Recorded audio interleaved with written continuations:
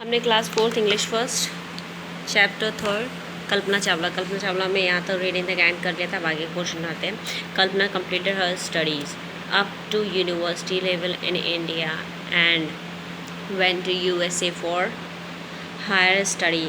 उसने क्या किया था, पहले तो यूनिवर्सिटी से जितनी थी अपनी एजुकेशन पूरी ली थी इंडिया में, उसके बाद हायर स्टडी के लिए कहाँ गई थी, USA for higher study.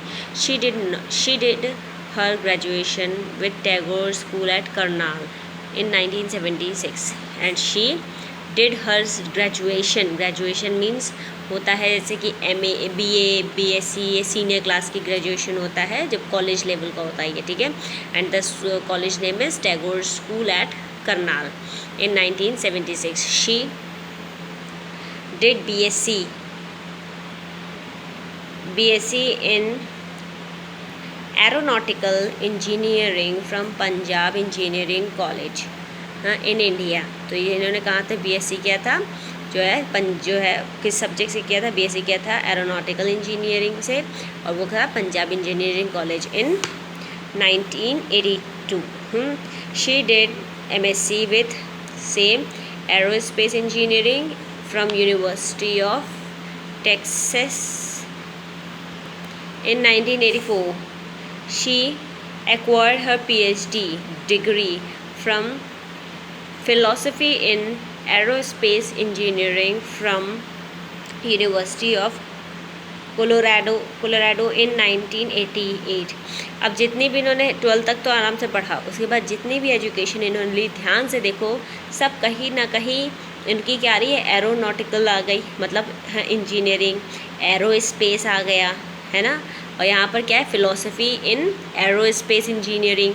तो मतलब इन्होंने कहीं ना कहीं उस तरह की पढ़ाई करी जिनसे इनको नासा में या एस्ट्रोनॉट बनने के चांसेस हो, ठीक है, उन्होंने वो स्टडी करी। She had ambition to become a pilot and fly high in the sky. वो बहुत ही ज़्यादा एम्बिशंस थी, जिसके कारण किसके लिए थी कि उनको पायलट बनना था और आसमान में उससे ऊंचाई से भी ऊंचाई में उनको उड़ने की चाहत थी, ठीक है। In 1988 Kalpana started work at NASA का क्या होगा ना, फुल फॉर्म होता है the National Aeronautics and Space Administration, ठीक है। Ames Research Center as a space scientist, her research concentrated on simulation of complex air flows encountered around aircraft such as the error in ground effects. In 1993 she joined oversight method in Los Altos California. उन्होंने क्या किया था, मतलब NASA में सारा work था इनका, और उसके बाद उन्होंने 1933 में क्या किया था, ज्वाइन किया था, हाँ, लॉस एल्टोस में, जहाँ जो कहाँ पर था, कैलिफोर्निया में था। As vice president and research, तो vice president and research scientist too from a team with other researchers specializing in simulation of moving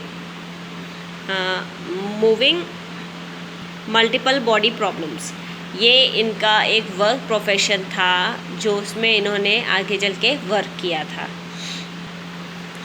अब आपको ये समझने के लिए ये हम बताते हैं, नासा में जब हम कोई वर्क करते हैं या आप कहीं भी चले जाइए, आप जैसे आर्मी को ज्वाइन करते हैं, तो आर्मी में क्या ये नहीं है कि आपको केवल फाइट ही करनी है बॉर्डर पे जाके, उनमें से बहुत सारे ऑफिशियल वर्क होते हैं, बहुत सारे जो है टेक्निकल वर्क होते हैं, क्योंकि अब आप देखिए जितने भी ये मशीन्स यूज़ होती है उसमें कहीं ना कहीं रिपेयरिंग या इसमें इंजीनियरिंग का वर्क लगता है ना, तो कहीं ना कहीं इसमें बहुत सारे प्रोफेशन होते हैं। वैसे ही एस्ट्रोनॉट बनने के लिए ज़रूरी नहीं है कि आपको बस प्लेन उड़ाना या जो है आपका क्राफ्ट है आपको उड़ाना आना चाहिए, उसकी हर चीज़ उसमें हर पोर्शन आपका आना चाहिए। मान लीजिए अगर कुछ भी मशीनरी में प्रॉब्लम हो तो उसके लिए भी होते हैं, वाटर सप्लायर में भी कोई प्रॉब्लम हो उसके लिए होते हैं, हाँ। उसके बाद जो वो भी होते हैं जो वहाँ पे आगे स्टडी करके अपने डायरेक्शन को चूज़ करते हैं, ठीक है। तो वहाँ बहुत सारे वैरायटी ऑफ जॉब्स होती है, तो उसी में ही ये आगे कंटिन्यू कर रही थी। ओके, अब हम आते हैं, हमने आपको कुछ क्वेश्चंस दिए थे I give you 3 questions. Number first question में एक मिस्टेक थी, यहाँ पर वॉज की जगह इज़ लगेगा क्योंकि अभी उनके फादर जिंदा हैं। मैंने अभी इस पर थोड़ा सा रिसर्च किया था, तो हु इज़ हर फादर होगा। ओके, तो the answer is her father is Banarasi Lal. He is a owner of a tyre factory. Next question, when was Kalpana born, मतलब कहाँ वो पैदा हुई थी, उन्होंने कहाँ जन्म हुआ था। तो सेकंड का आंसर है कल्पना चावला। पूरा नेम आप लिखेंगे, वॉज बॉर्न ऑन 6 के बाद TH लगा है तो 6 होता है, 6 January 1961 at Karnal in India, INDIA, India. Now third question is, Kalpana was a very simple girl in her childhood. क्या वो बहुत ही सीधी सादी लड़की थी अपने चाइल्डहुड में? तो the third answer is no. Kalpana was not a simple girl. She was very tomboyish. She used to wear trousers and she loved to play cricket with the boys. तो मतलब एकदम लड़कों की तरह रहती थी, लड़कों के संग क्रिकेट खेलती थी, उन्हीं के संग उनकी फ्रेंडशिप थी, तो वो टॉम बॉयज थी। ठीक है।